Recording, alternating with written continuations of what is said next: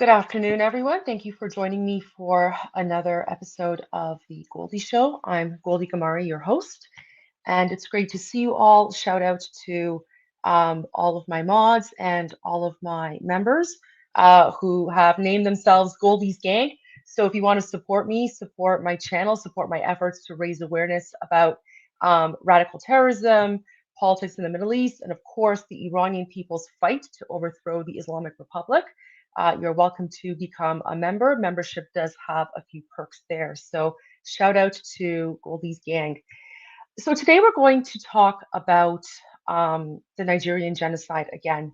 There was a lot of interest from you guys when I spoke about this last week, and I think given the images that we are now seeing coming out of Sudan with the Sudanese genocide, it's very pertinent to talk about this and to raise awareness about this. And momentarily, I will be bringing on Zariyi Yusuf.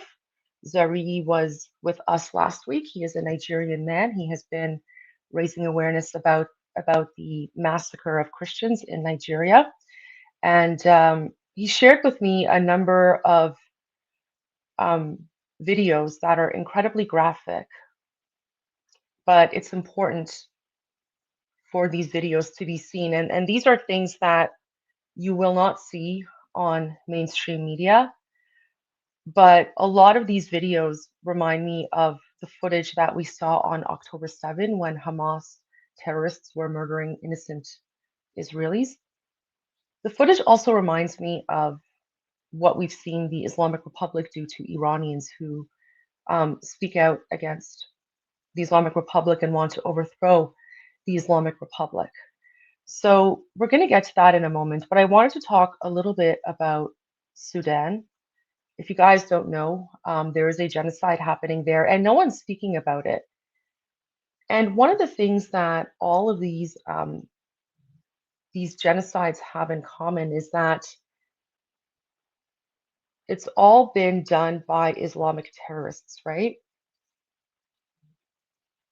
There's a reason that what you're seeing in Nigeria is connected to the Middle East. There's a reason that what you're seeing in Sudan is connected to the Middle East.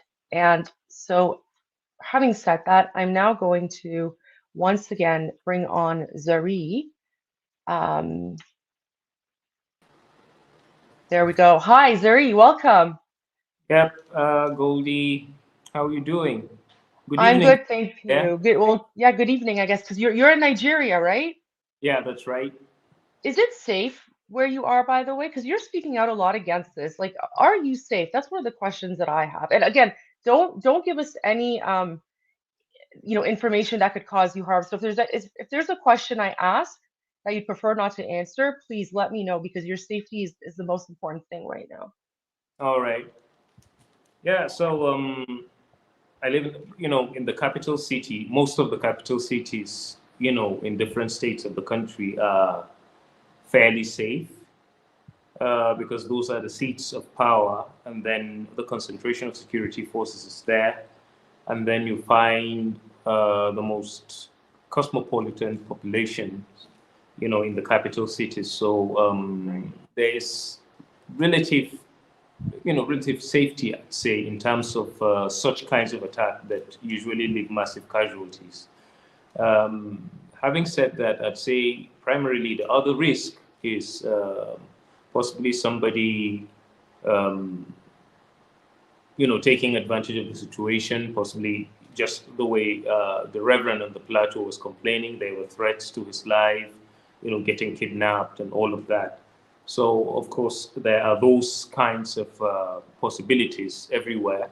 Somebody just sneaking into the house and making something look like a robbery gone wrong, or somebody kidnapping a loved one and all of that. So, other than that, the primary risk of those massive casualty attacks, they are minimal, especially in the capital cities.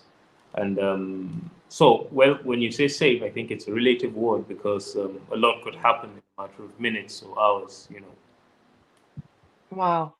And could you give us a little bit into who you are, your background, why you're speaking out? Because you are very active on social media. So that's one of the questions that the viewers had from last time is, who you are and why you are involved in all of this. So if you could give us like a bio, that would be, I think that would be very appreciated. Well, I love to start off by saying I am a Christian because I think the end of every matter is better than its beginning. And so my understanding of the value of life, the sanctity of life, is coming from that light, from that background. I believe we all are made with something unique about us. There is love in our hearts. There is the desire to help one another. And that would say I am a humanitarian. I have engaged in, taking relief items to attacked communities, meeting them, doing on-the-spot assessment, trying to understand their perspective of what's been happening. I'm a teacher. I teach pharmacognosy and phytotherapy at the university. I am. I write songs. I play the acoustic guitar. I love to travel, and I'm a language translator. I translate from English to Hausa language and Hausa to English language. So I do that a lot, and I love humanity. I love justice. So I'm a lover of justice. And that stemmed from the fact that I grew up in a place where I would be referred to as a minority because it was a Muslim dominated place where I grew up. And right from childhood, I got used to the idea of feeling different because somebody just labeled you an infidel. Until I stopped getting angry about it, understanding, well, you could be with friends and it's just a normal, thing to just call you an infidel. So I thought possibly, Isn't that wild though? yeah. So we're yeah, at, it, like yeah. So it they sounded always as talk like I just want to say like they always talk about like the radicals, right? The Islamists. They always say, "Oh, we want to live peacefully, peacefully," and yet what people don't realize is that behind your back, they don't view you as equal. Behind your back, you're an infidel or a kafir or whatever, right? And you're that's right. viewed That's as right. less than, right? It Yeah. doesn't So matter where in the world, yeah, that ideology is the same. it's the same. So growing up, it did look as if it's just maybe just a slur, just the way two black Americans would use the N word and say, "Hey, what's up, my nigga?" Blah blah blah. But then with time, I understood it had a much deeper meaning. The more you are referred to as an infidel, the more spiritually and psychologically he feels legitimized to end your life, basically. So the more he calls you an infidel, the less of a human being you look, the less of a human being you look.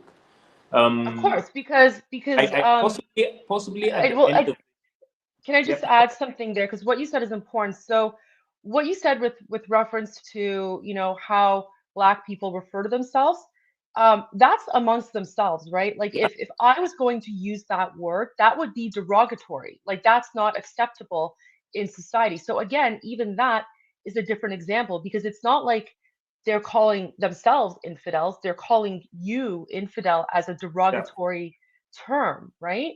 And that's it's right. basically a way to dehumanize because once they are able to dehumanize, then it justifies murdering, right? And that's exactly what they have done with the Jewish people. They have constantly dehumanized Jewish people in order to legitimize murdering them, right? Because Yeah, for them, once you're not human anymore, uh, it's okay to murder you. So it's yep, it's the same narrative. yeah. So you find, I think at the end of this podcast, I'd share a video with you, just kids of possibly between 8, 9, 10, 11, 12 years, between the ages of 8, 12. In that video, what you would see is one of the little ones, a Christian boy, riding on his bike.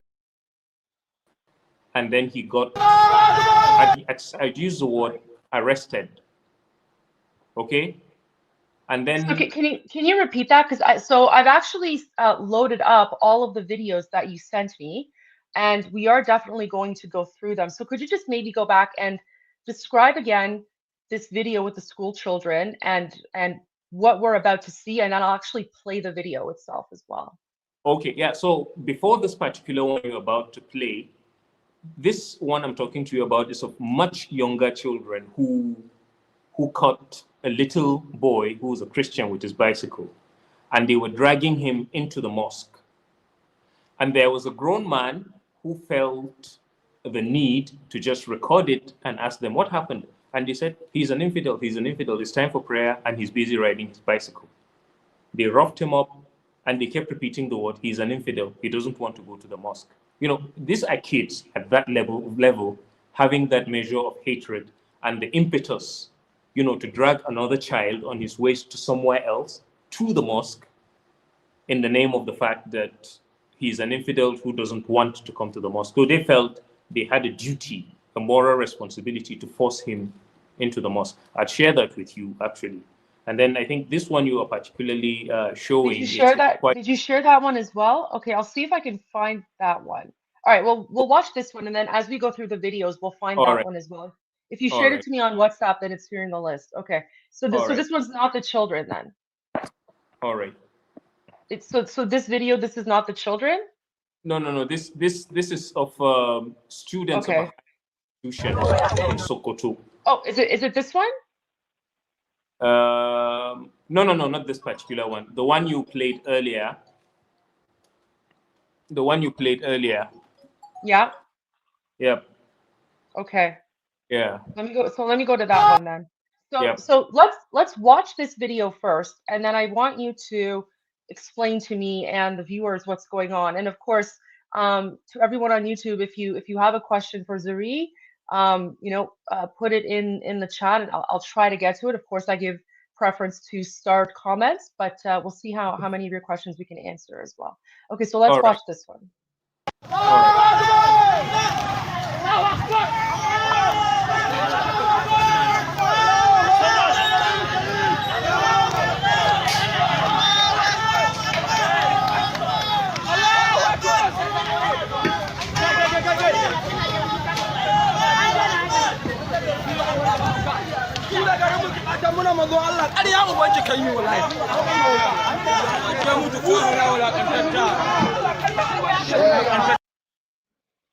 Wow, so they are burning that house and they're yelling, Allahu Akbar. Yeah, that's right. Sorry, I'll catch up with you in a moment. I think I. Oh. Okay.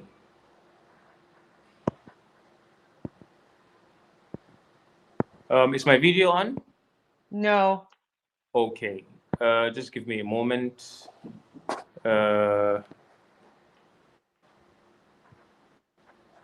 Sorry. That's okay. Yeah. So that video you are seeing is that of a group of students in a higher institution in Sokoto State, where they refer to as the seat of the caliphate. Okay. Okay. Your video's not on, by the way. Oh, okay. So I think he was having some internet connection issues. Let me just send him a message and ask Zariyi to come back.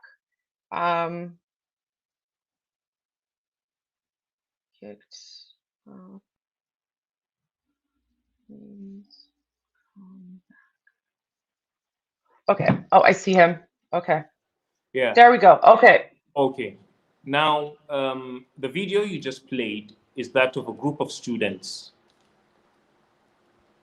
in an institution in Sokoto, where they refer to as the seat of the caliphate. That basically is where the Sultan lives in Sokoto State. They are students in an institution where, on a WhatsApp group, I think they were going back and forth, and then somebody attempted to bully the Christian students. So a young girl, their classmate, whose name is Deborah Samuel, decided, I think, to stand up to it. More like, hey, it's not all about Muslims. There are people that have different faiths and some of the things. So she dropped a voice note. And they deemed that blasphemy against their prophet. Okay? So after lectures, they organized themselves. Now, this is a young girl they started school with. They attend lectures together. They eat together. They play together. They do a whole lot of things. So they gathered themselves. They gathered themselves and decided, okay, that she had to die. Oh my gosh. So they dragged her out, brought her to that location, stoned her, beat her up with sticks, and while she yet had some life in her, they set her on fire. Now, you would hear them chanting, Allahu Akbar, Allahu Akbar. Part of what they were saying was that we have killed her.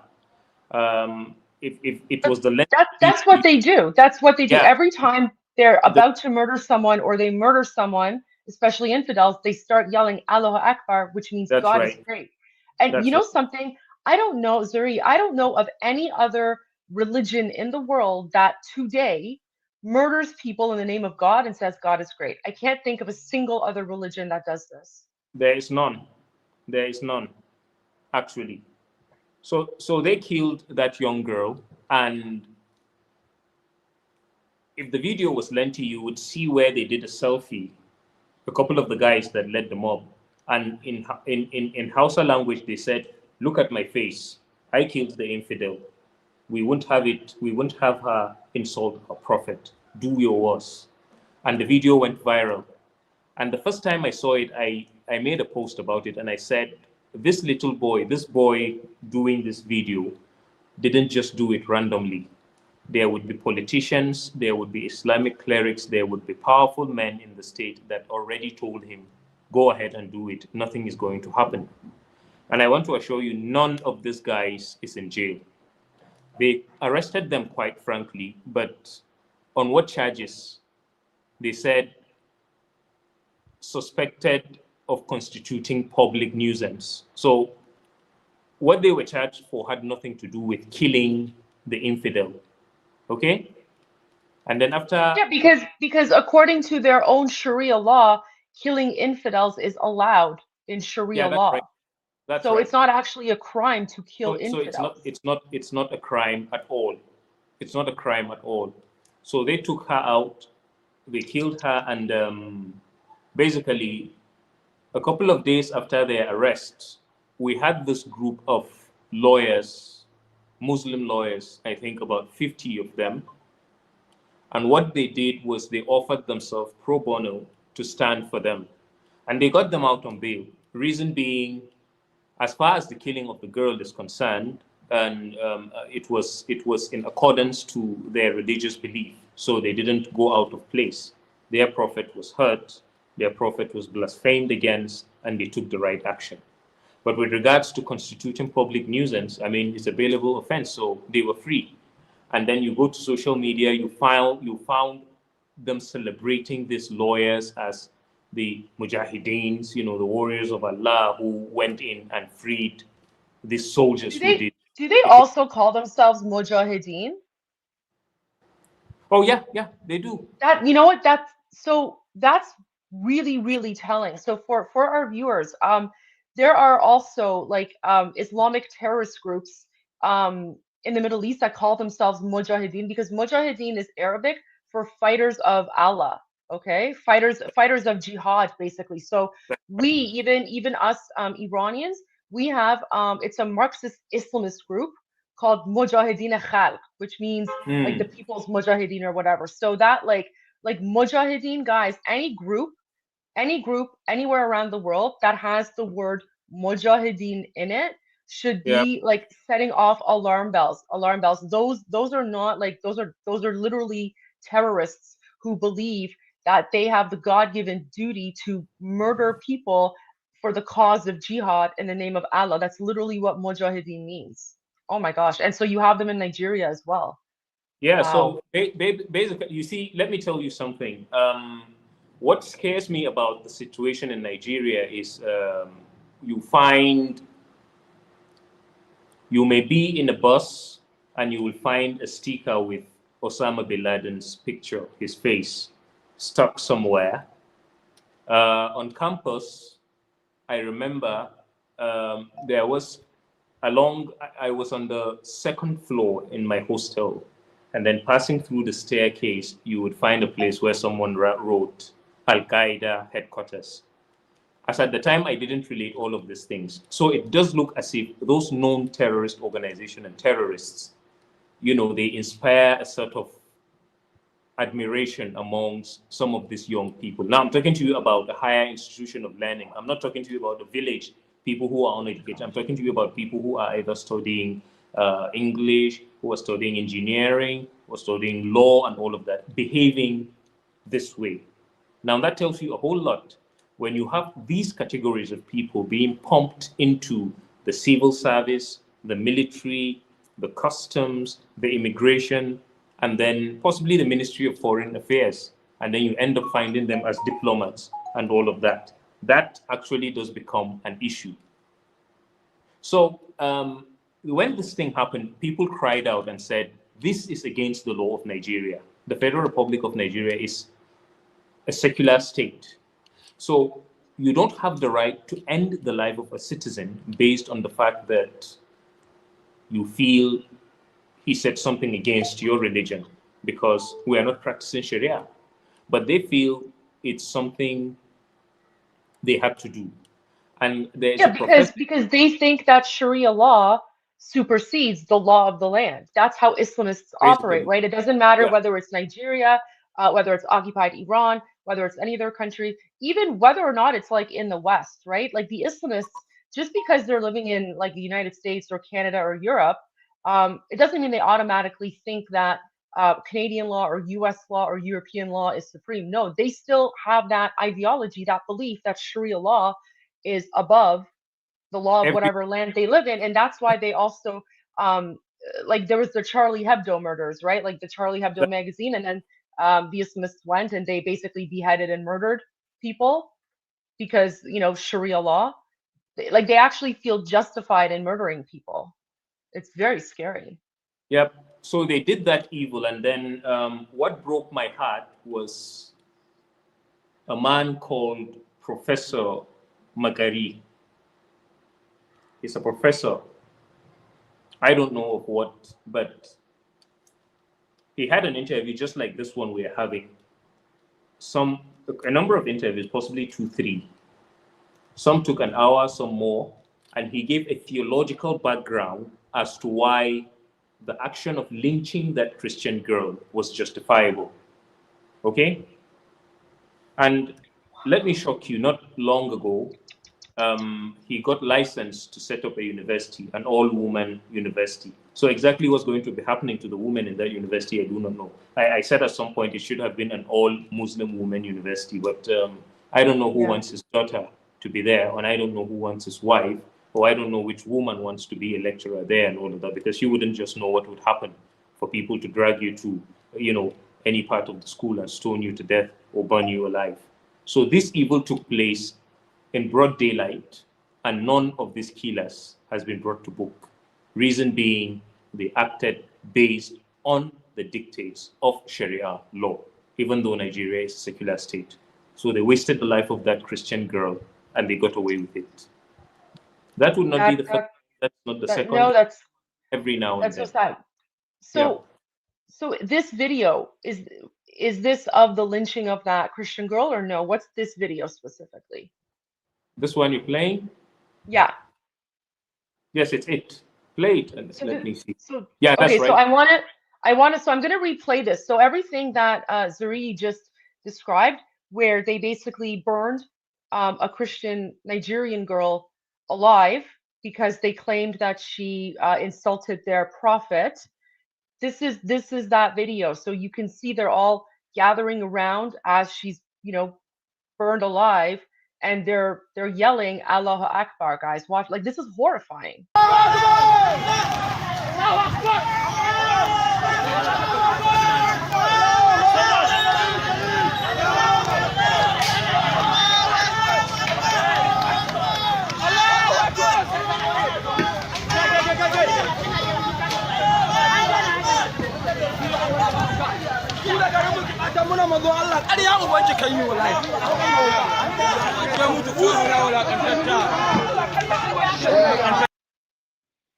That's so incredibly difficult to watch. That's horrible. So what they were simply saying in the language was, whoever thinks he could blaspheme against the name of a prophet is lying. I mean, this is what awaits you. So go to hell. Blah, blah, blah, blah, blah. Oh my gosh, Now, all of the that's people you horrifying. see are students of a polytechnic. That they are students practicing, studying to go into the society as teachers, as lawyers, as engineers, as medical doctors. I wouldn't know really if you would want to go through, under the knife in the hands of any of such kinds of individuals. It's quite unfortunate, No, absolutely not. Like that's absolutely terrifying. And um, that video could have been taken in Iran, it could have been taken in Iraq, could have been taken in Syria, in Lebanon, in Israel, right? We're seeing similar videos coming out in Sudan right now. Yeah. It's the same Also, behavior Sudan. everywhere you go. Yeah. Wow. Okay, so I wanna play another video you sent me. And then afterwards I'd like you to describe and explain what's going on here in All this right. one.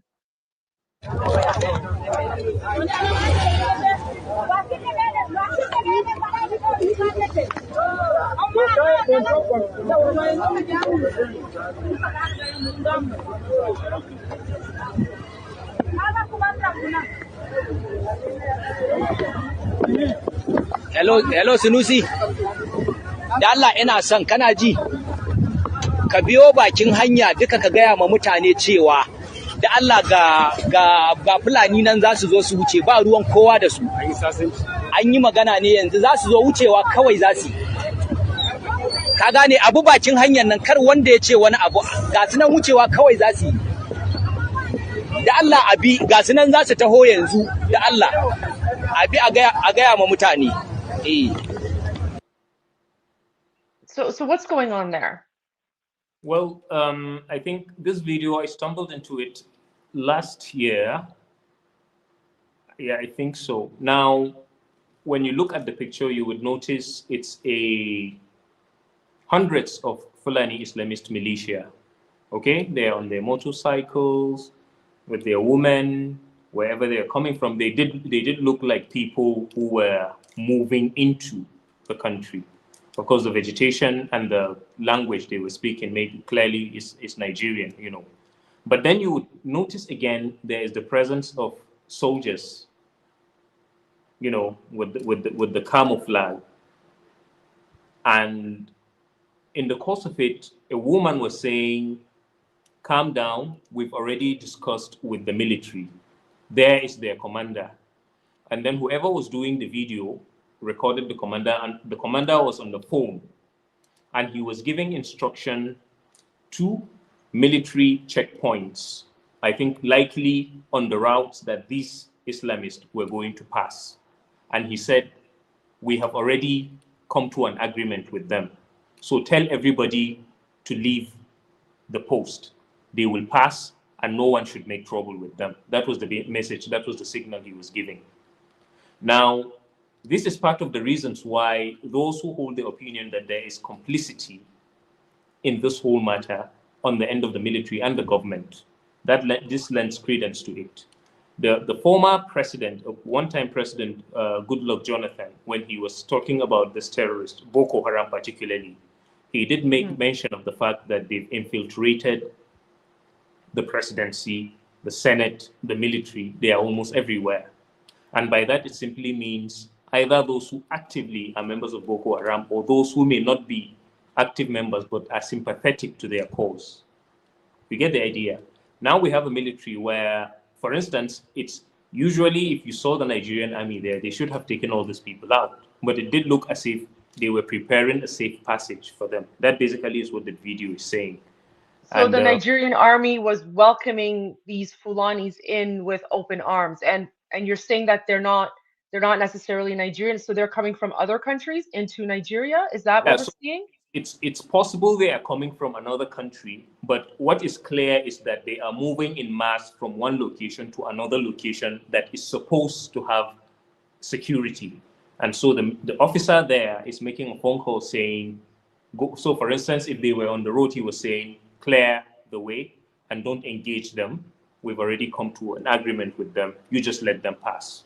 So they are there with their bike, their bikes, their bags, their guns, their weapons, and they will pass. And definitely, it's not as if they are leaving the country. They are likely moving inward. That basically is what I understand from the video. And so this would be an example then of like the Fulani Islamists who would be traveling, I'm presuming, south into the middle belt in order to commit the atrocities that they're currently committing. And the conclusion of the fact that they are Fulani has to do with the accent of the woman that was speaking in the video, basically.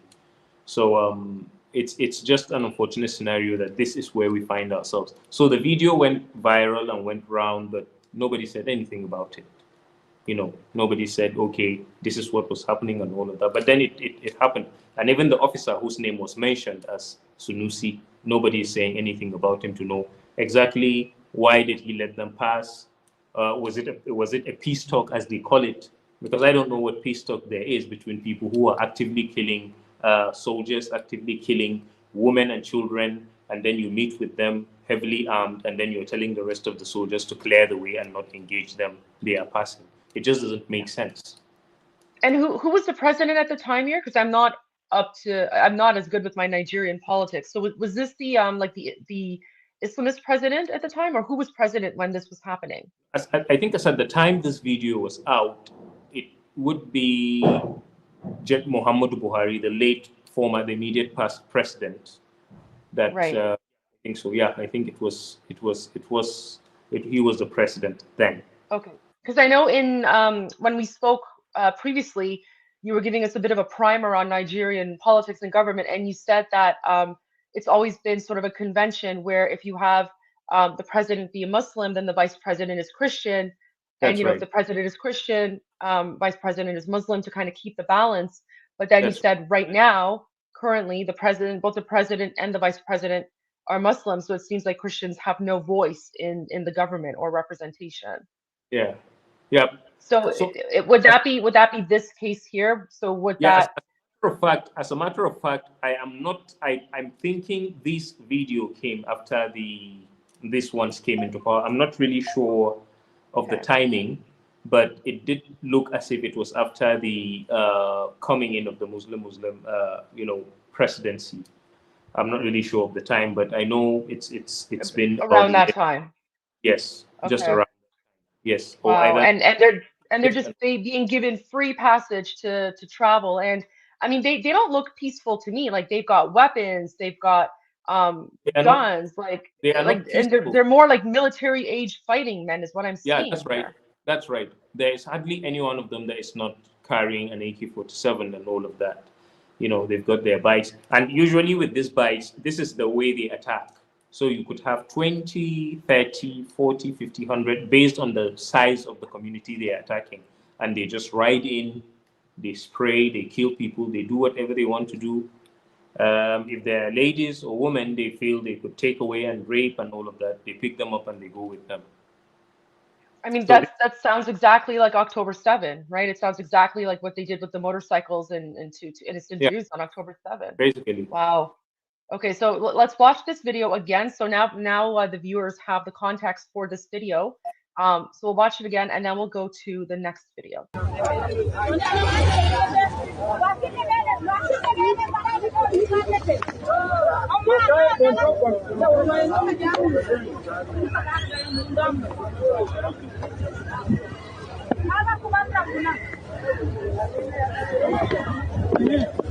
Hello Sunusi.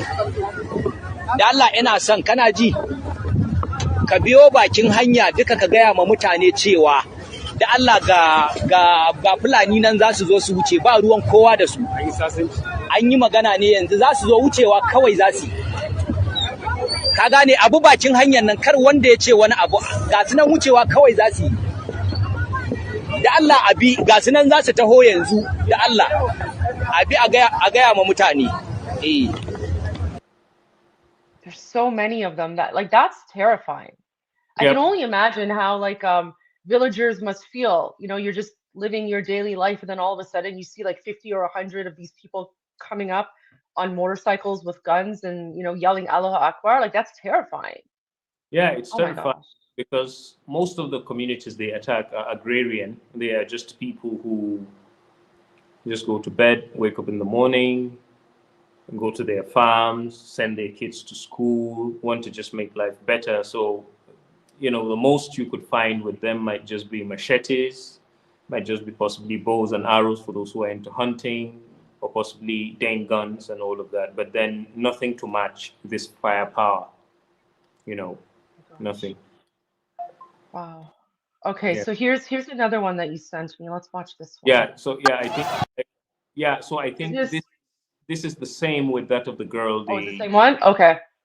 So this is the process where they were killing her. They actually took their time and made, you know, the recording and shared with people, and celebrated how, you know, they did a great job for, you know, their God, and, you know, defended the name of the prophet and all of that.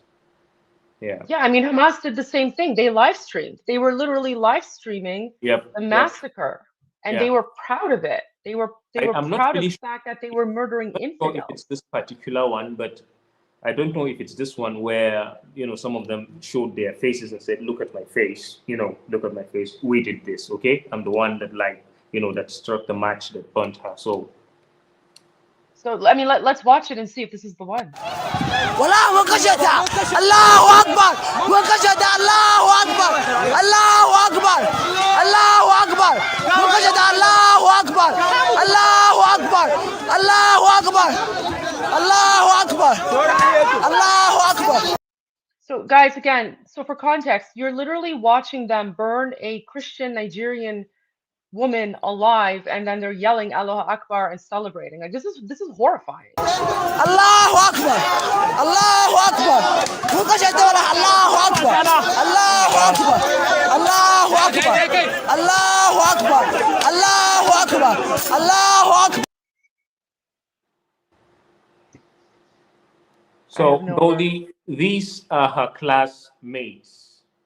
These are people, they do assignments together, they do their practical sessions together, they attend lectures together, they hang out in the cafeteria together, and possibly, like you saw a younger girl there, maybe they might be roommates and all of that. So, but once it had to do with that extremist aspect of them, they turned on her that day, and they just ended her life in this gruesome way. And they all got away with it. They are all there. I don't know, possibly some of them might have graduated, some of them are still in the school. I don't know. But nothing happened. They did that and they got away with it simply because they believed they acted in accordance to the law of Sharia. I mean, I've seen a lot of stuff like this because, you know, I focus a lot on Islamic terrorism, but it never gets easier to see. And it's always incredibly frustrating. And I'm sure you feel the same, where we're all experiencing the same violence from these Islamic terrorists, whether it's in Iran, in Nigeria, in the Middle East, in Israel, around the world. You know, there's some people in the comments who mentioned the Philippines, right? India, Sudan. And yet, for some reason, when we try to speak out about it, we're the ones who are attacked, and we're the ones who are accused of spreading hate, right? Yeah, Islamophobia.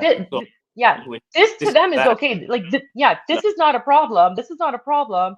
But us talking about it and us exposing this behavior is spreading hate and is Islamophobic. That's right. It's wild. Very wild. Very wild. Wow. And Goldie, let me tell you something that happened. Now, this happened in a state called Sokoto. Okay? Right. Another woman who's a Christian in another state called Bauchi State. I don't know if it was a video she made or a post condemning this act. Do you know what happened? She got arrested on the grounds that she wanted to incite violence. It took 90 days for that woman in jail before she could be set free. So just because she was raising awareness about this Yeah, that's violent right. murder of a That, Christian woman, she that's was right. accused of inciting violence? Yeah. So it's more or less, say the Canadian authorities just arrest you and the Nigerian authorities arrest me. And what is our crime? We talked about this violence.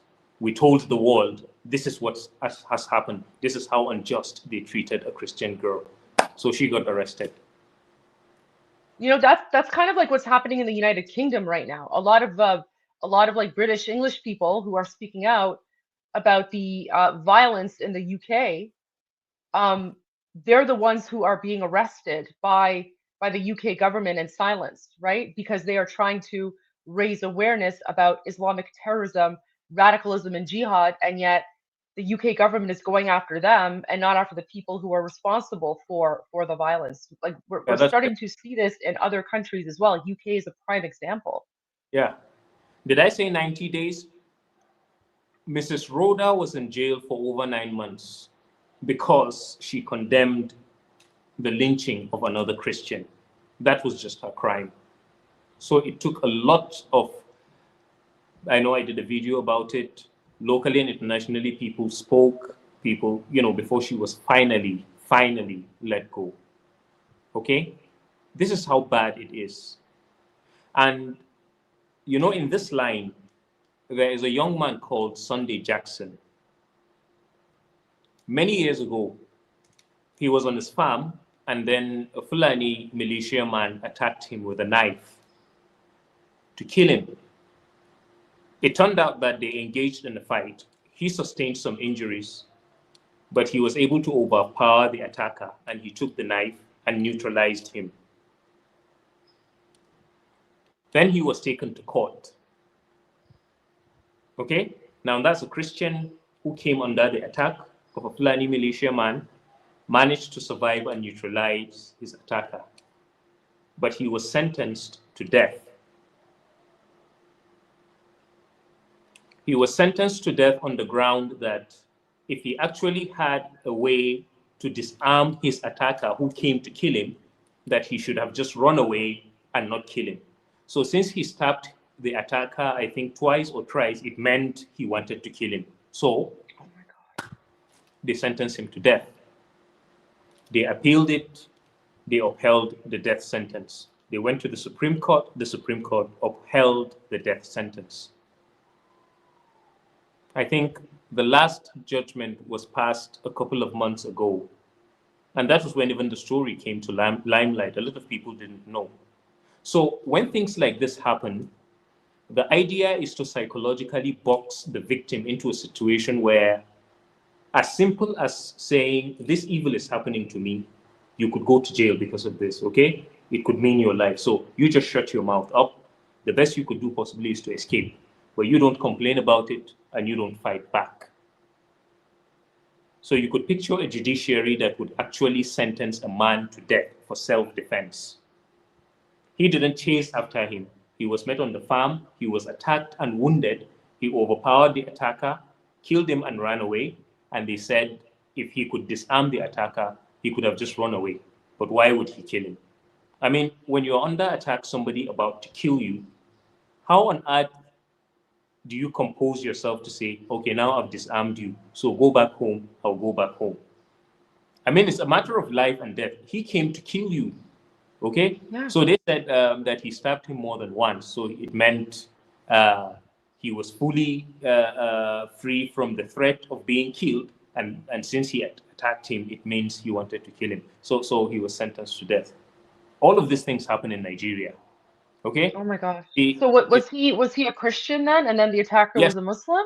Yes, Sunday Jackson Oh is my the God. name of the person that has been sentenced to death, the Christian that was attacked. For defending himself because someone broke onto his property and tried to murder him. Yeah, that's right. So the attacker is a Muslim, a Fulani militia man. He attacked to kill, got run out of luck, got killed by the person he went to attack, and now they feel the Christian has to die, because the whole idea is that he didn't have any right. The limit to which he could defend himself is to ensure that no harm came to the attacker.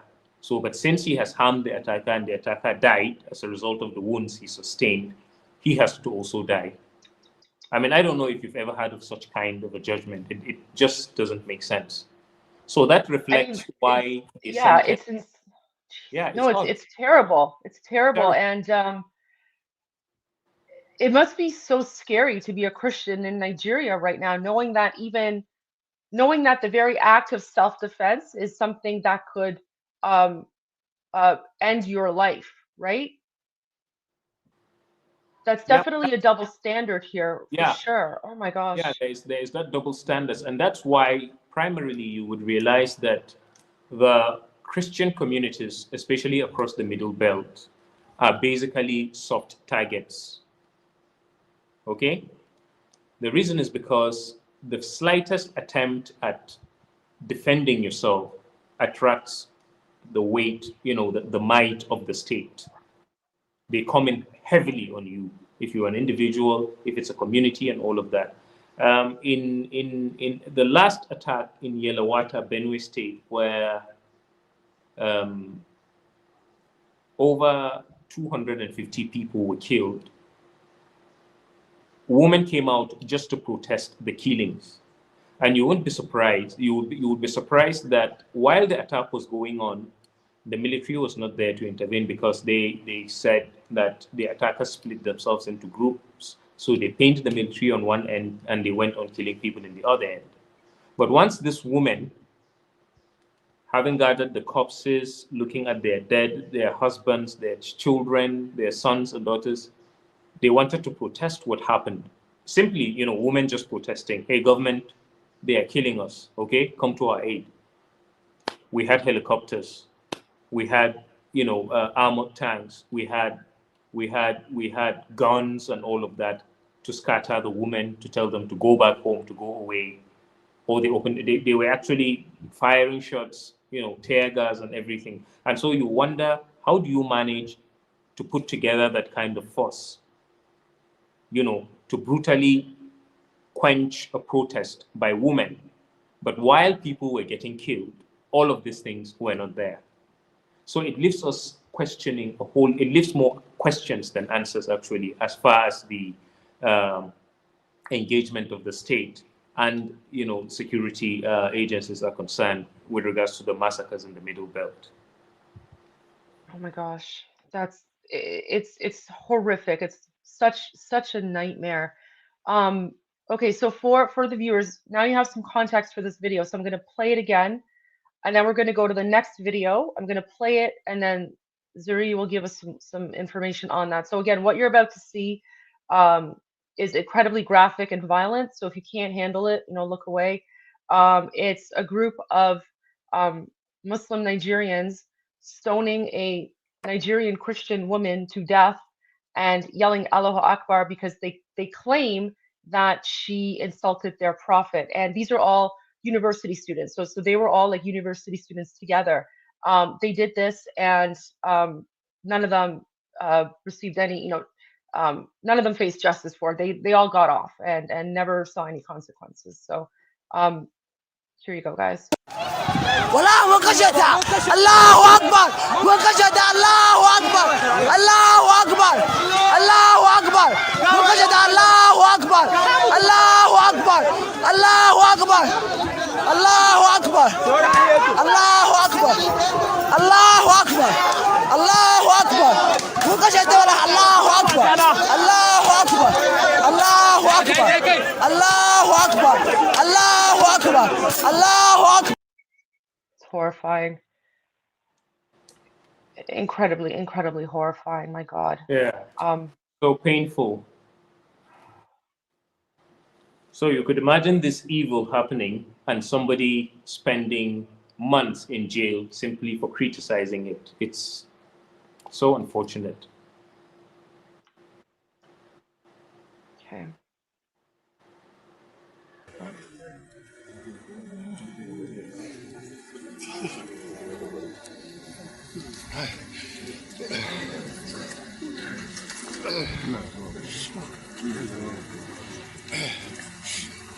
Sorry. My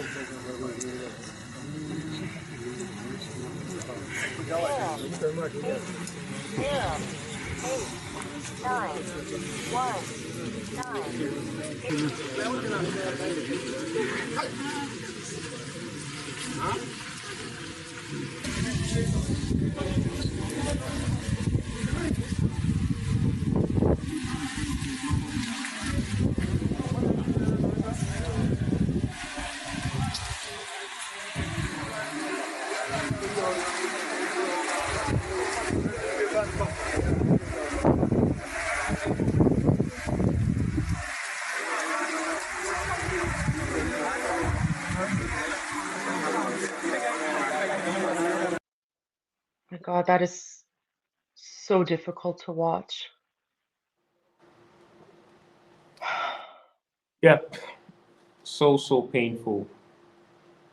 Now, this is Taraba State, okay? It's part of the Middle Belt. It's a Christian-dominated state. These bodies you see are bodies of Christians that were killed in May, in the month of May, 2025. So as you could see young people, you could see women.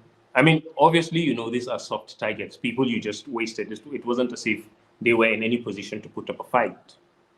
They just came into the community and they killed people and they left.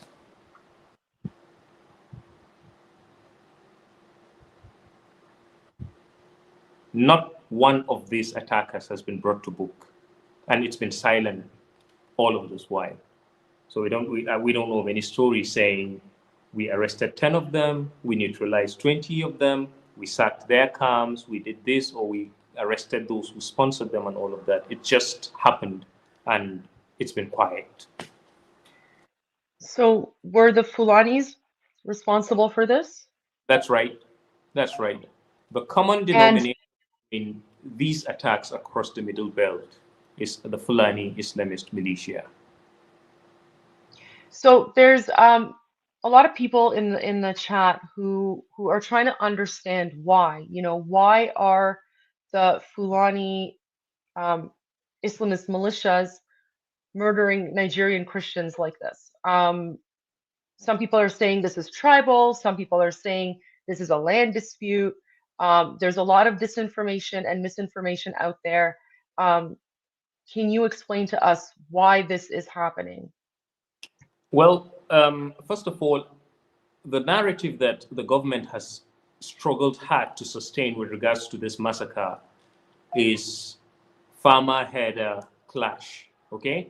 So what they're simply saying is that one group is made up of farmers, the other group is made up of herders. So they clash whenever there are crops growing, and then possibly by mistake, the cattle get into the farm, and then there's a misunderstanding, and then they quarrel, and then people are left dead. That is the narrative the government has held. And that is so utter nonsense, though. I mean, yeah. How does that justify murdering women and children? And thanks even to if let's say it was just like, you know, the grown men fighting each other.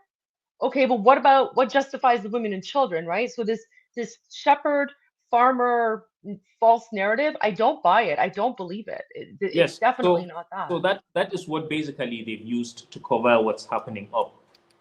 But if that was the narrative, you would likely ask the question, why is it only the Fulani that have sophisticated arms, and then all the rest of the farmers in Taraba State, in Benue State, in southern Kaduna, in Plateau State, all of the farmers are just ordinary people living their normal lives. So it's only one group that is well armed with AK-47, with rocket-propelled grenades, with all kinds of weapons, and they strike only the farmers who happen to just be Christians, and they wipe them in their hundreds, and they go back to wherever they are hiding, and nobody catches them.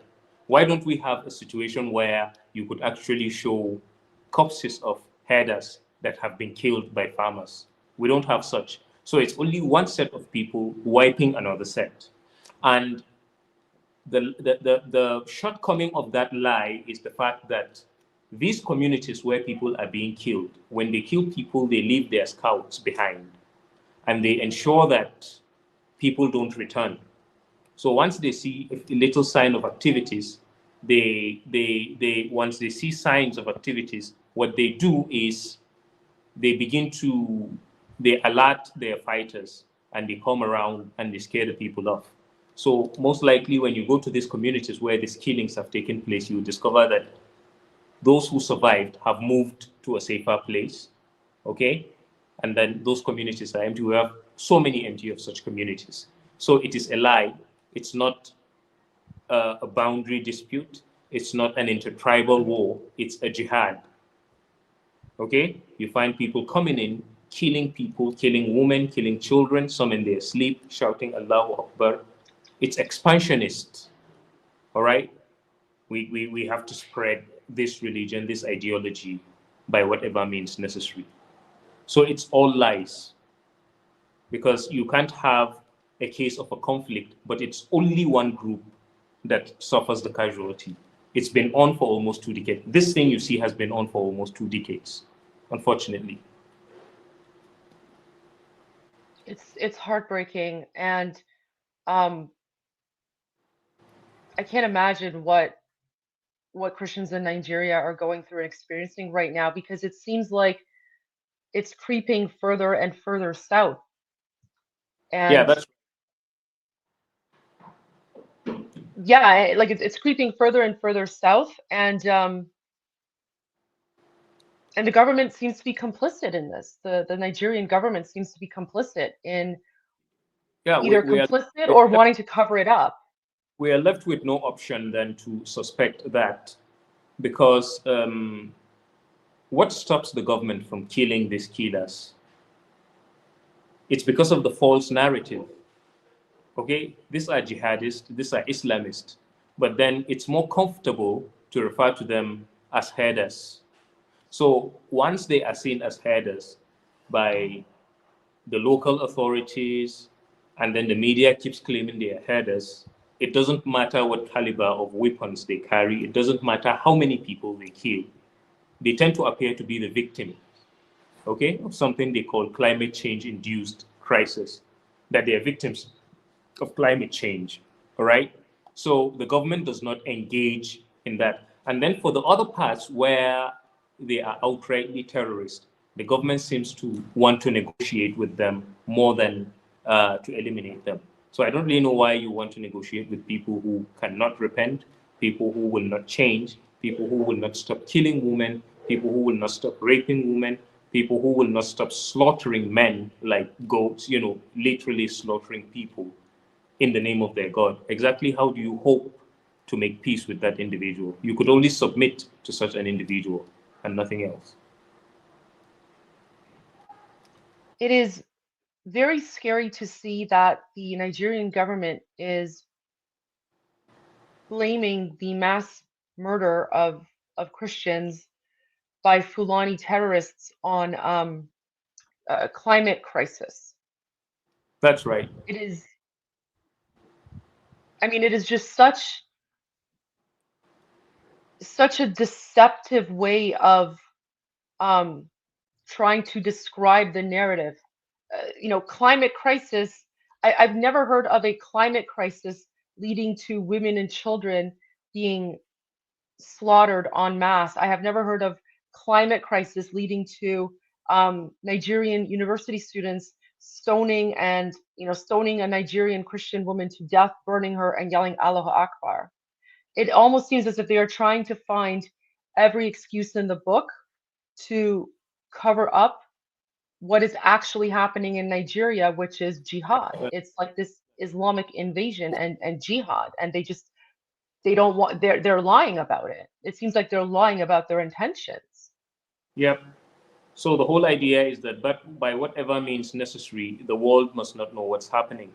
So it's a jihad they hope to wage and succeed without being detected by the world. It's as simple as that.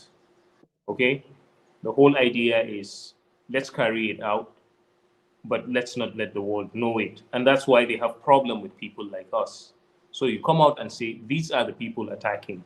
What they will tell you is that, well, we know they are Fulani, We know they are Muslims, but can you disconnect their ethnicity and their religion from them? You just say you were attacked by criminals.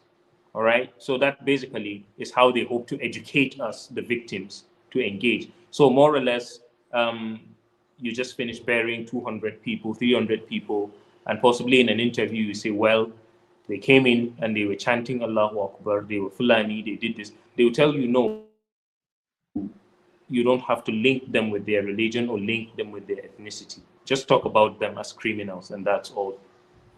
How do you deal with a problem by refusing to define it properly? It just doesn't make sense, does it? I 100% agree with you. And that's one of the challenges that many of us who are victims of Islamic terrorism face, because whenever we try to raise awareness about it, we are told that, we are the ones who are spreading hate, and we are the ones who are, causing Islamophobia, all that like nonsense, right? Which is done to try and silence the victims, right? That's right. We're not the ones spreading hate. We would not be talking about this if that mass murder there wasn't happening. Like, you would not be talking about this if Christians in Nigeria were not being slaughtered. No one ever speaks about that fact, but everyone seems to want to go after the ones who are trying to raise awareness about this. And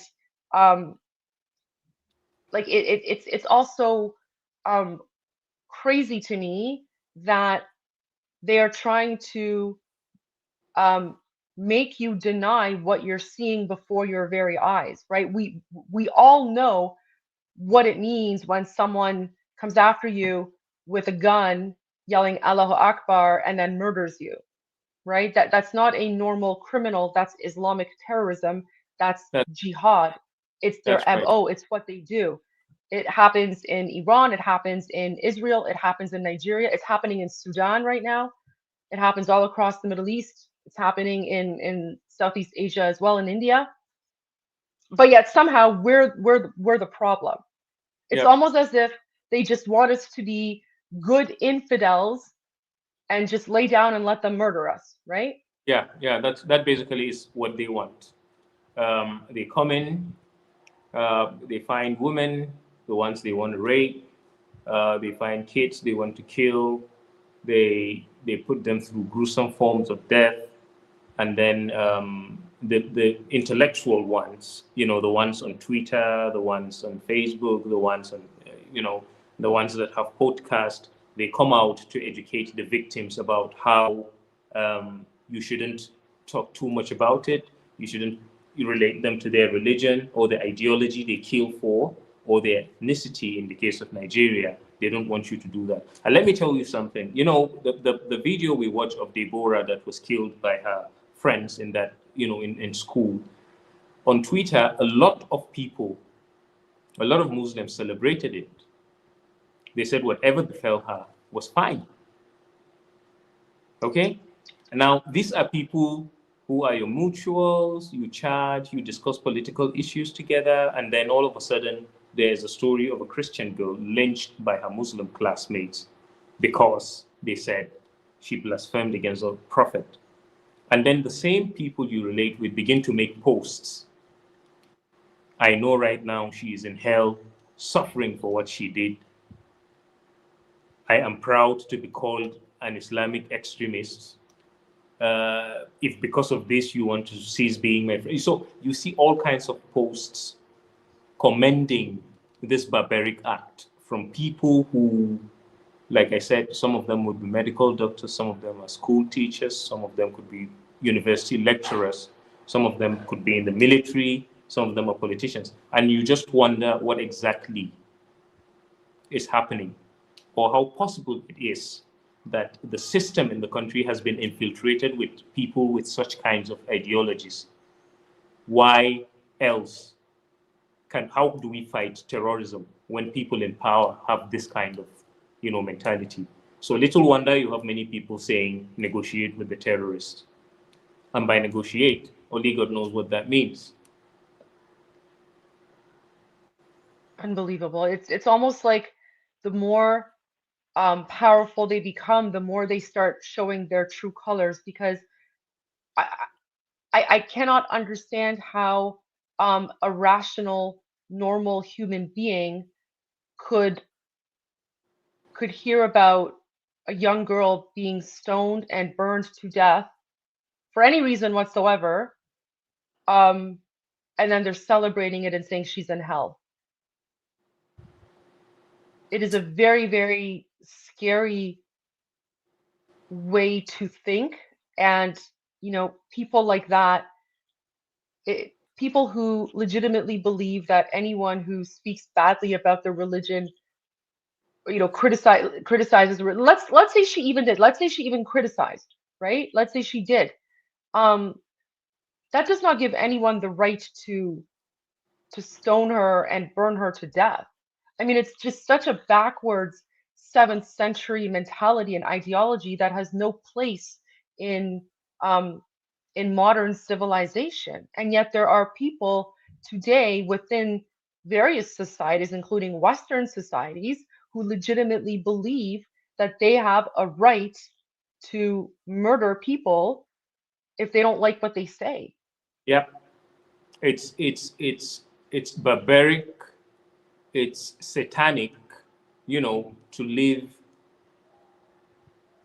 in this kind of civilization and you embrace ways that are, you know, you said 7th century, and then you use phones to record it to tell the world that this is what your God is happy with. It just doesn't add up. No, Images like this have become, a woman said, the more she sees these things, she feels right within her. She's losing something within her. And I told her, I said, it's your humanity. Because the more we are overwhelmed with these kinds of killings, with these kinds of images, it weakens us. It forces us to tend to value lives less. Because more or less you wake up in the morning and 200 people are killed. You just have your bath and you go to work and you come back because it's not in your own area. And tomorrow you hear the story of how a young girl was taken and raped. And then, so it happens every day, every day. So it's killing the mind. It batters the mind. Okay, it injures the soul painfully. And the unfortunate thing is the government is doing nothing to put an end to it. So the killers, they do what they want to do. They are freer than the Nigerian citizen. They are freer than the Christians in Nigeria, even though they carry arms. Oh my gosh. Okay, we're gonna watch this video again. So again, for the viewers, the Nigerian government is blaming this mass execution of Nigerian Christian men, women, and children on a so-called climate crisis. And then the Nigerian government is telling Nigerians that if they want to speak about this, to not mention the religion, even though they were Fulani terrorists who, when they came, were yelling Allahu Akbar while murdering these innocent Christians. It's heartbreaking.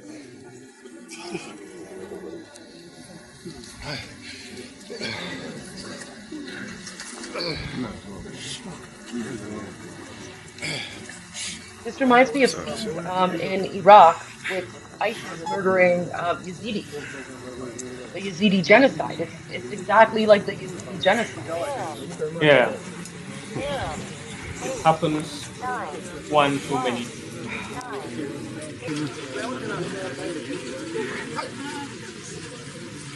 So painful.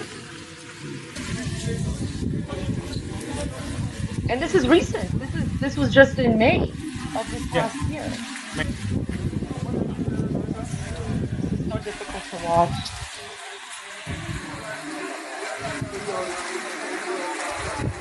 And their only crime is that they were Christian. That's it. Christians in Nigeria. That was a crime.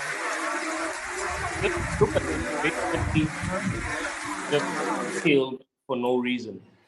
I told you they attack people in the rural communities, people who just want to go to their farms, train their children, live good lives and all of that, but they don't care.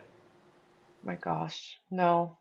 Okay, so I'm gonna share the last video that you sent to me. So let's watch this, and then if you could please explain what's going on after.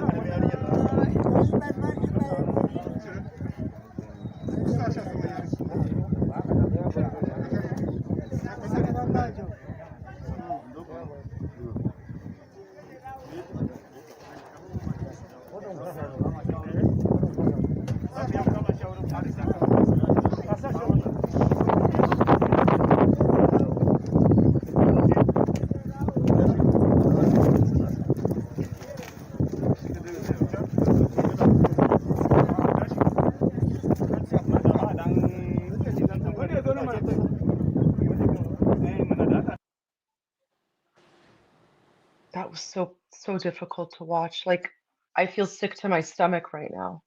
Yeah. So, Goldie, what you're seeing here, while the previous mass grave you saw happened in June, in May, this very one happened in June. Okay, just within the space of a couple of days to a week. While that happened in Taraba State, this happened on the Plateau, the local government called Riom. And this particular attack is one of two separate attacks that happened within the space of 5 days on the Plateau that left, put together, over 100 people killed. What was their crime? Christians, simply. And who did the killing? The Fulani Islamist militia. Has any one of them been brought to book? No. So things like this happen every now and then. The problem the government has is, why are you saying there's any religious undertone to it? We see the Islamist Jihad militia, we hear their chants, we see what they do to our women, we see what they do to us, we see what they do to our communities, we see what they do to our farms, and if it is not farming season, we see how they search around to find where we store our food, and they destroy it, and they shout the name of their God. We cry out, and we are told to just talk about it as a crime, but not say their ethnicity or say their religion, because that will amount to there is this word they use. There's a word they use. They say it's not Islamophobia. They say you are maybe something you do to a particular people to make them look bad. You are not stigmatized. I've forgotten the word they use, but that we shouldn't do it to the killers. Okay? They may be killers, but it's not all of them that are bad. So let's not say Fulani Islamist militia. Let's not say Islamist. Okay? Because it looks as if we're trying to make people hate them. There's this intellectual term they have for it. So the business of But this. Zariyi, so I have a question. Is there anyone else who's doing these killings in Nigeria? Are there any other like groups that are doing this? Like are there any like Christian Islamist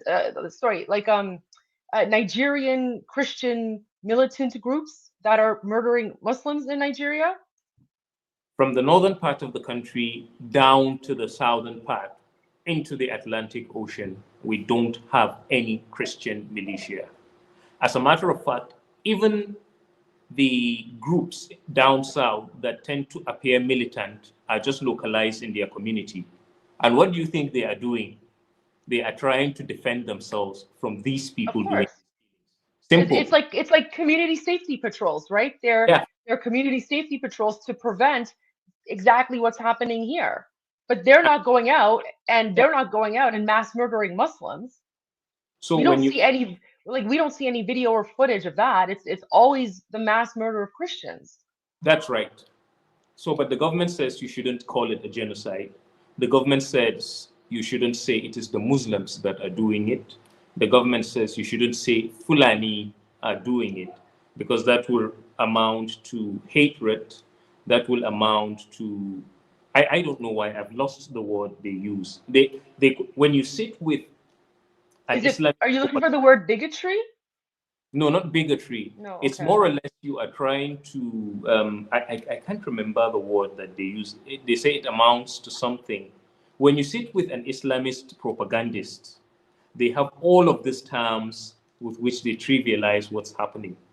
Okay, I remember I was on a space with someone who said to me, I think at about that time there was this serious massacre of hundreds of people. I think it was around a Christmas attack on the Plateau where they killed over 200 people. And he said that what he doesn't like about us is the fact that we keep making reference to Fulani as the killers, to Muslims as the killers, and that is the reason why we are not being heard, because we are. So then that was when he mentioned the word. I don't. It just skipped my mind. But the whole idea is that by simply talking about the identity and the mission of the killer, you are trying to attract hate to the killer. So it's better you disconnect the killer from his identity and just talk about him neutrally as a criminal. So let the government deal with him just as a criminal, but not as what he actually represents.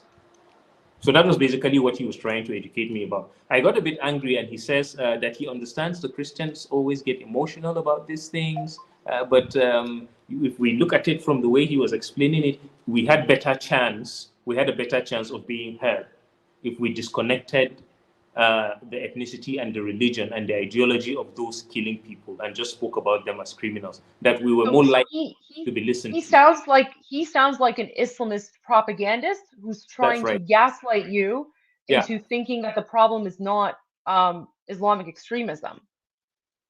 That basically is what they are trying to do. So the whole idea is that while these killings are going on and the government is doing nothing about it, they want to tell the Christians it is not your call to keep telling the world those who are doing the killing.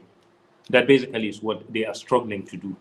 And that's why you discover that even against all of this evidence, they will tell you the killings are not targeted. So don't talk about it that way. Which we all know is completely incorrect. It absolutely is tied to the ideology because it's the same behavior everywhere they are, whether it's Nigeria, whether it's Iran, whether it's Iraq, whether it's Lebanon, whether it's Israel, Yeah. uh, you know, uh, Sudan.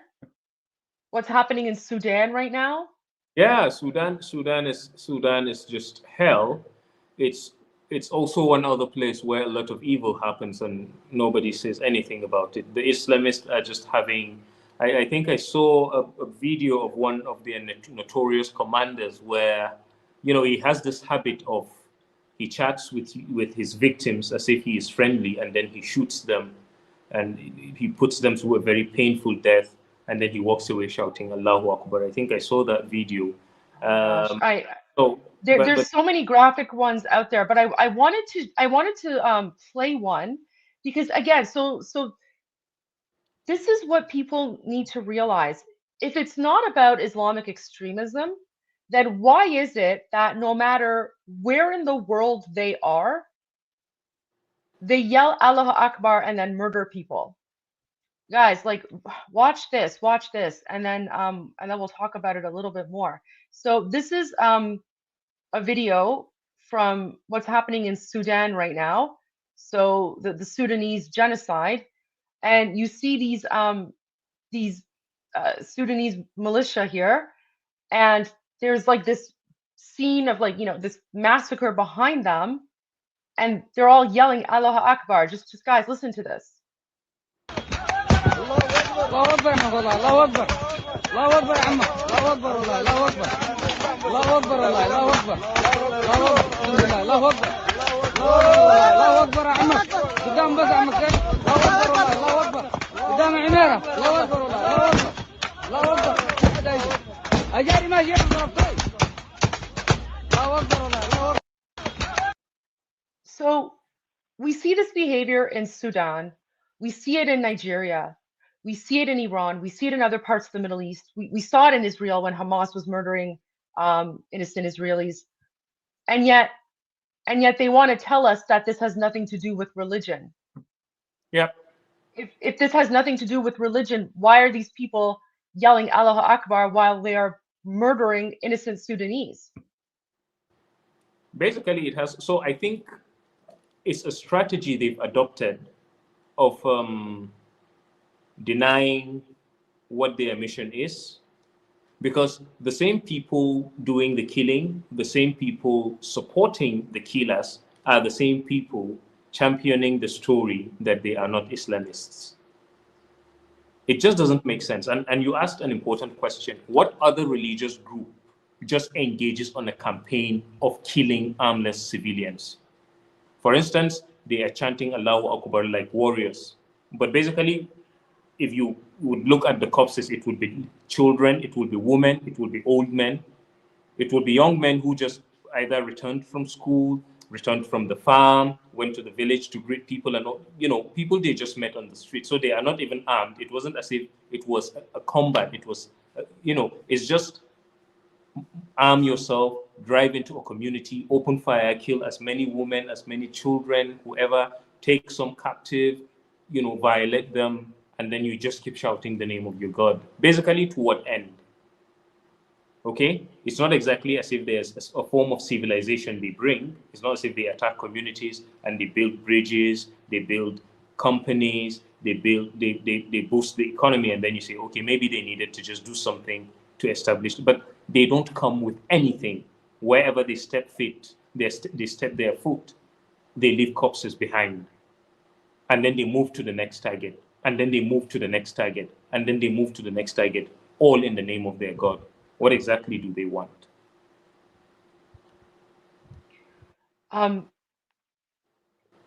I've said this before in previous my previous live stream about the Nigerian genocide. Guys, what we're seeing happening in Nigeria and in Sudan and other places, this is Islamic conquest. This is Islamic colonization. This behavior is not new. Guys, this behavior is not new. This is how Islam spread when it was invented 1400 years ago. So what you're seeing today is the modern day version of how they conquered other people and nations 1400 years ago. And I actually, interestingly enough, I posted something right before right before I started my live stream, and it's going viral already. It has like 5.4 thousand likes, and it's being retweeted like crazy. So let me just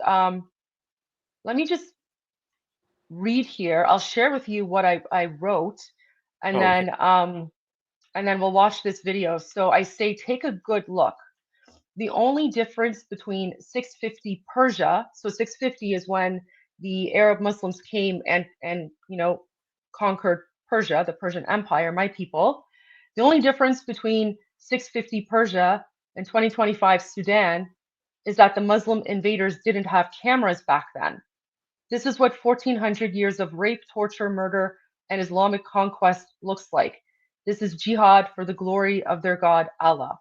I could replace the word Sudan with Nigeria and have a video of, the Nigerian slaughter, and it would be the exact same thing. And guys, watch this. So these are Sudanese. These are like Sudanese Islamists. There's hundreds of dead bodies and burned cars behind them. So they just engaged in a mass slaughter, and they are filming themselves. Like they're literally taking like a video selfie of themselves as if they are proud of the fact that they have slaughtered all these people in the name of Allah. So guys, like this is what jihad is. This is what has been going on for 1400 years. They just didn't have cameras back then, but now they do. That's right. That's right. Watch this, guys. محرقة مورال اللي بيتكلم عنها بيتكلم عن محرقة دي المحرقة أمرك كنت أقدر طلنقاي They're smiling. مورال تهت حرقناهم والله صباح صباح حرقناهم فتك والله الحمد لله والشكر لله انحرقوا والله نشوي مشاوي. He looks so proud, as if he did something for the betterment of humanity. I mean, you could see the excitement on his face.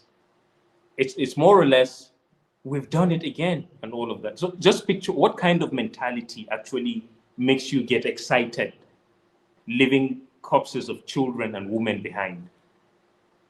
It just doesn't make sense. This is how Islamists operate, and yet they are the ones who accuse us of spreading hate. Yeah. So we are the victims of Islamic colonization and conquest, and yet we are the ones who are spreading hate. Yeah. But when they slaughter innocent men, women, and children and burn their cars, glory to Allah, Allahu Akbar. That's okay, but speaking out about it is not. So basically, what you see here is not different. The way he was doing the video, and then a couple of others came and they were giving thumbs up, smiling, and all of that. Those who killed Deborah in Sokoto, the students that killed their classmate in Sokoto, that was how they did the video and said, "Look at my face." And another one came and said, look at the matches I lighted her up with. Look at my face, okay? And nothing is going to happen. And actually, nothing happened. What basically is the difference here? Nothing. It's just that one is small scale, one is large scale. One may have an AK-47, another one who doesn't have an AK-47 has matches and stones and sticks.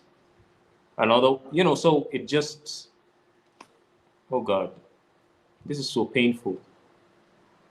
And they're smiling and laughing as if they've done this great thing, like you said, like they're serving humanity, right? But guys, like so this is what you need to understand about these Islamic extremists is that we are all infidels to them, and it is in their book, in their ideology, that it is okay to murder infidels, and in fact, that's one of the fastest ways to get into heaven and get their 72 virgins is by murdering infidels and spreading Islam. This is what's been going on for 1400 years, guys. And then all of a sudden, it has resurged. It's heightening. It's more or less, this period looks like, let's just give it the final blow. Unfortunately, Goldie, the United Nations has never been so sympathetic to the cause of Islamism or jihad as it is now. Ever since... Oh, we know. I mean, the UN is 100% corrupt. They have been stabbing Iranians in the back since the Islamic Republic took over.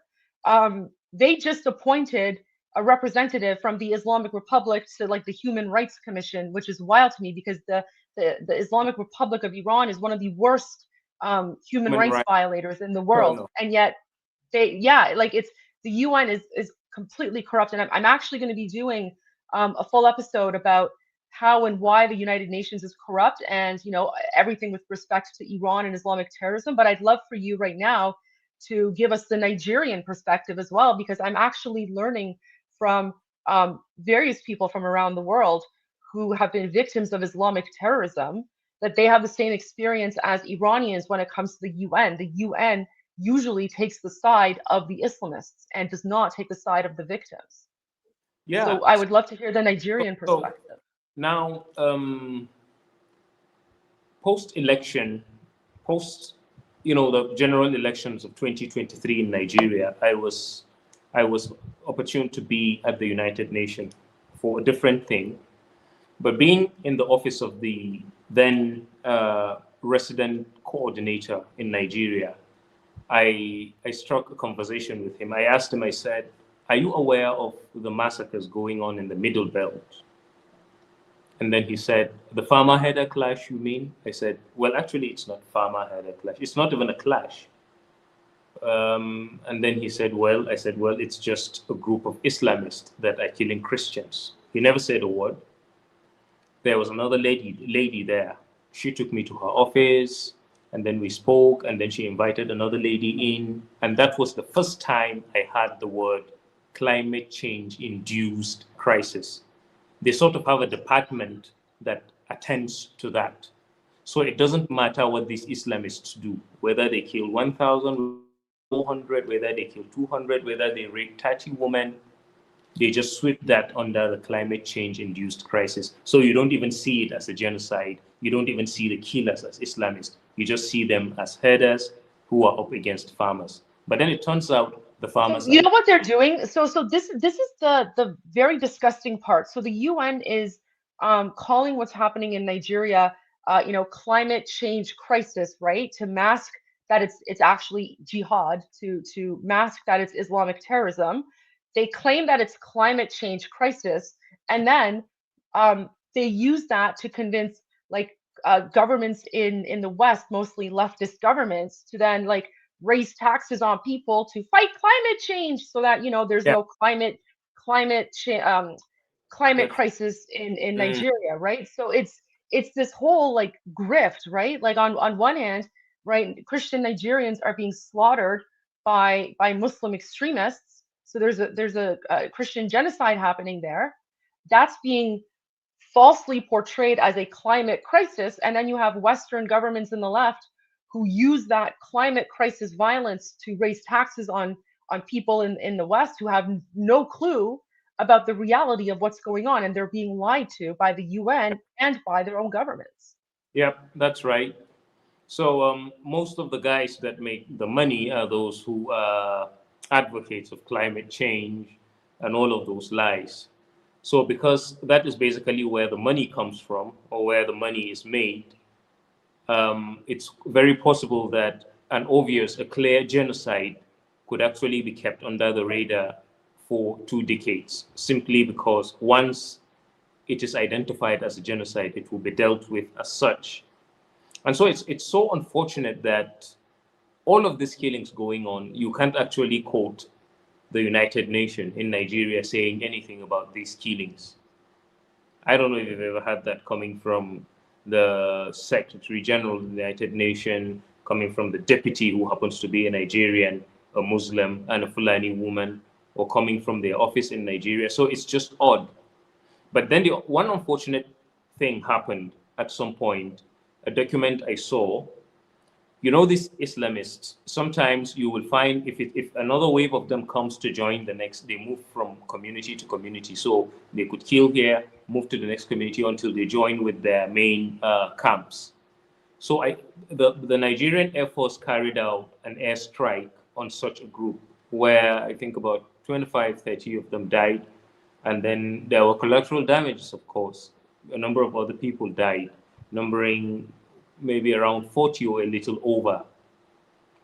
Surprisingly, that raid, it was an airstrike, was captured by an office of the United Nations as a genocide against the Fulani people.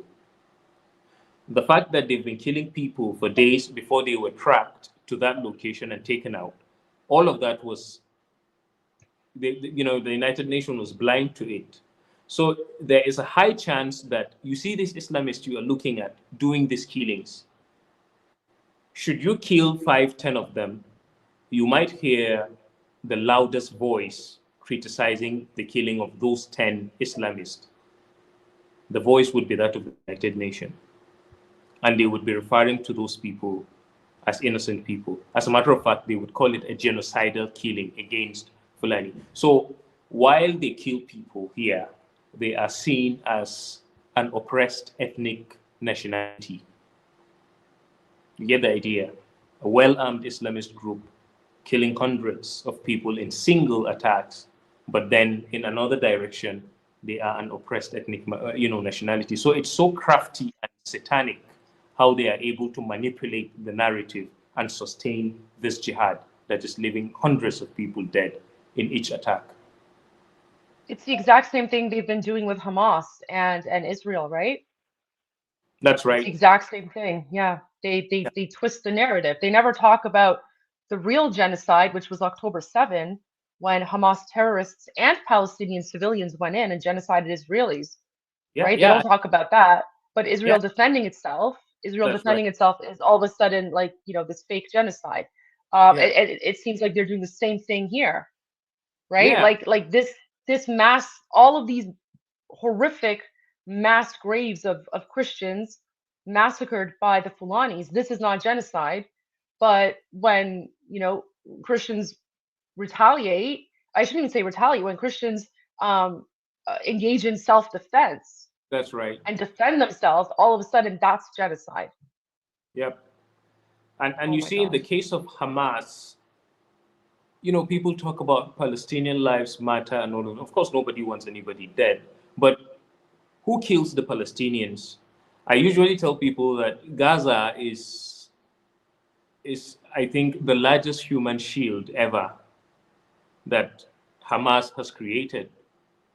More or less, it's a good place for us to hide and kill as many Jews as we want. After all, when they strike back, we have many people to push out to take the blow, and then, hey, war come. Because sometimes people say, how do you manage to send rockets into Israel? But the very moment Israel coughs and responds, you have all these corpses of babies and all of that displaying to the world. Where did the rockets come from? Where are the rockets then, and all of that? And there was a time when people wanted to manipulate this genocide in Nigeria to align the fate that the Christians are suffering with that of Hamas, saying just the way Israel is killing people in Palestine, that is how the Christians in Nigeria are suffering. And I told them, I said, no, it's not the same thing. We don't have paragliders. We don't have rockets. We don't have international organizations that supply us weapons. We are just people who live normal lives, and then somebody is trying to wipe us off. Okay? And all of that narrative came simply because they don't want anybody to mention the people carrying out the genocide. So they create a whole lot of stories about every other thing. But when it comes to the identity, the mission, and the ideology of the killers, they don't want anybody to talk about it. Wow. And that's true everywhere. It's true of all the victims of Islamic terrorism. It's the same pattern everywhere you see in every country. And I'm definitely keeping an eye on Sudan. I'm noticing that there's already some false information that's being put out by Qatar and Al Jazeera. So I have to do some digging into that. So for this more for the viewers, but depending on how things go out, tomorrow's daily live stream will probably be about Sudan. I'm just gathering some information because I'm already seeing Qatar try to blame the UAE for what's happening in Sudan, but my understanding is that the Sudanese militants are actually funded by the Soviets. So I have to do a little bit more of research into that to see what Okay. exactly is going on. But Yeah. the fact that I am already seeing um, people who support Hamas, right? Like Rashida Tlaib, for example, or maybe, sorry, it's Ilhan Omar, who's a big supporter of Islamic terrorism.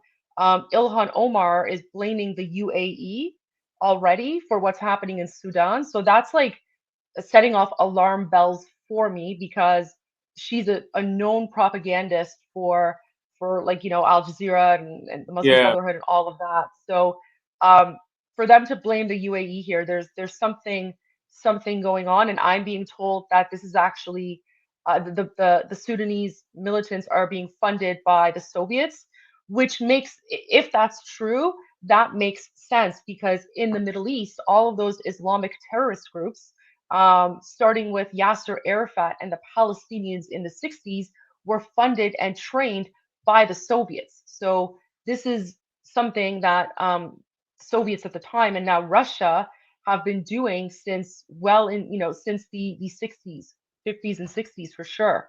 Um, so I have to do a little bit of input into that. But so I want to wrap it up here. I want to thank you so much for your time, Zariyi. And Thank you, you Goldie. again, so what can we do to help you and help raise awareness about this? Maybe your final thoughts on that, and then we'll end it there. Yeah. Anything that we can do, give us the tools, let us know.